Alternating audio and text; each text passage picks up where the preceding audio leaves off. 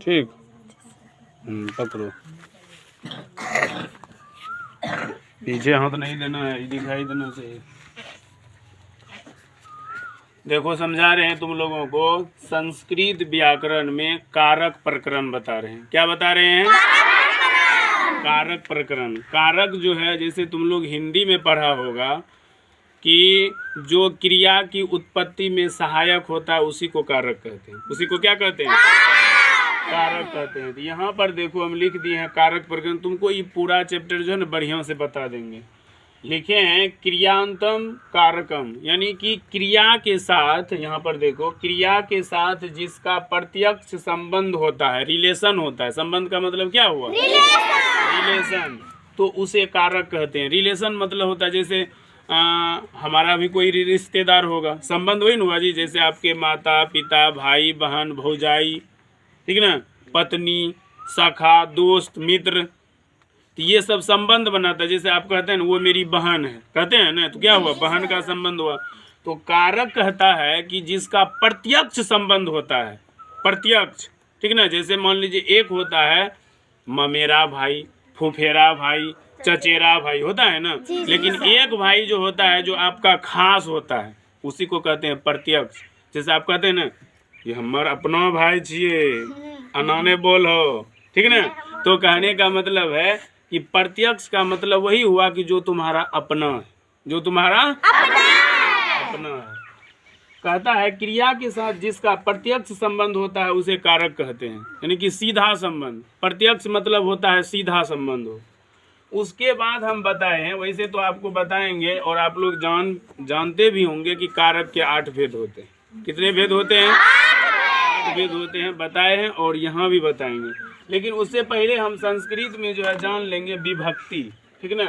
यहाँ पे लिख दिए हैं संस्कृत विभक्ति, कारक, हिंदी विभक्ति, ठीक ना। तो संस्कृत में पहला में होता है प्रथमा, जिसमें कि कर्ता कारक है। प्रथमा विभक्ति जो होता है कर्ता कारक है। और हिंदी में कर्ता ने, कर्ता ने, ठीक ना। फिर देखिए द्वितीय विभक्ति में कर्म को, कर्म को, हिंदी विभक्ति में। तृतीया में देखिए कि करण से, मतलब करण जो है यहाँ पर से हुआ। जैसे मैं कलम से लिखता हूँ, कौन चीज से लिख रहा हूँ? कलम से, ये द्वारा हुआ, माध्यम हो गया। और चतुर्थी में है संप्रदान में को के लिए। को के लिए मतलब होता है जब चतुर्थी विभक्ति और संप्रदान कारक का प्रयोग वहाँ किया जाता है। जैसे मान लीजिए किसी ब्राह्मण को गाय दान में दे रहे हैं, कोई चीज़ खाने के लिए दे रहे हैं, गरीब को अन्न दे रहे हैं। जब इन सब चीज़ों का प्रयोग होगा तब जो है वहाँ पर चतुर्थी विभक्ति का प्रयोग किया जाएगा। और आपको हम बालक शब्द रूप में बता भी देंगे, ठीक है। तो आपको प्रथमा बता दिए, द्वितीय बता दिए, तृतीया बता दिए, चतुर्थी बता दिए। अब पंचमी की तरफ बढ़ते हैं।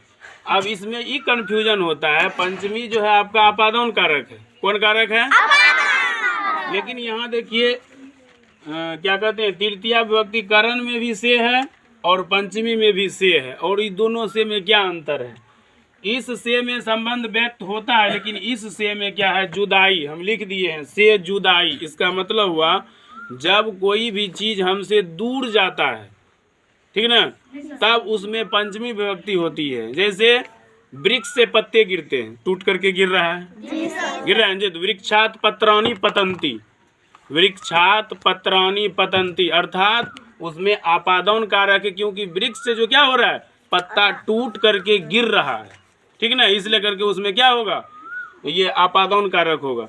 जैसे दूसरा उदाहरण में आप ये समझिए, गंगा हिमालय से निकलती है। गंगा हिमालय से क्या हो रही है? निकल रही है ना। तो जब कोई भी चीज दूर जा रहा है, ठीक ना, गंगा हिमालयातनी सरती। उसके बाद है रोते हुए पिता को छोड़ करके राम जंगल चले गए, जुदा हुआ जी। तो रुदता पितु राम वनम जगम, यानी कि रोते हुए पिता को जो है ना छोड़ करके वो चला गया। यानी कि जब कोई जुदाई का बोध व्यक्त होता है, जब कोई हम दूर जाते हैं, टूटते हैं, एक दूसरे से अलग होते हैं, तो उसमें जो है पंचमी विभक्ति होती है और आपादन कारक का प्रयोग किया जाता है। उसके बाद है षष्ठी। षष्ठी में है संबंध का के की, जो संबंध व्यक्त होगा इसमें जो है षष्ठी विभक्ति होगा। इसमें जो है संबंध, जैसे अभी तुरंत तुमको बतेवे किए हैं, सोहन मेरा भाई है ना, सीता मेरी बहन है। तो ये सब संबंध को व्यक्त करता है। सप्तमी में जो है अधिकरण में पर ये जो है सप्तमी विभक्ति में प्रयोग किया जाता है, जिसमें हम में का प्रयोग कर सकते हैं, कोई भी चीज़ टेबल के ऊपर है उस पर प्रयोग कर सकते हैं। और प्रथमा फिर आ गया। अब कहिएगा सर जी ऊपर में भी प्रथमा है, ये दोनों प्रथमा, तो ये जो है संबोधन हे अरे का प्रयोग जो है अष्टमी नहीं लिखते हैं, उसको प्रथमा ही लिखते हैं, लेकिन इसका प्रयोग नहीं होता है। विभक्ति का प्रयोग सप्तमी तक ही होता है, अष्टमी जो प्रथमा लिखे इसका प्रयोग नहीं होता है।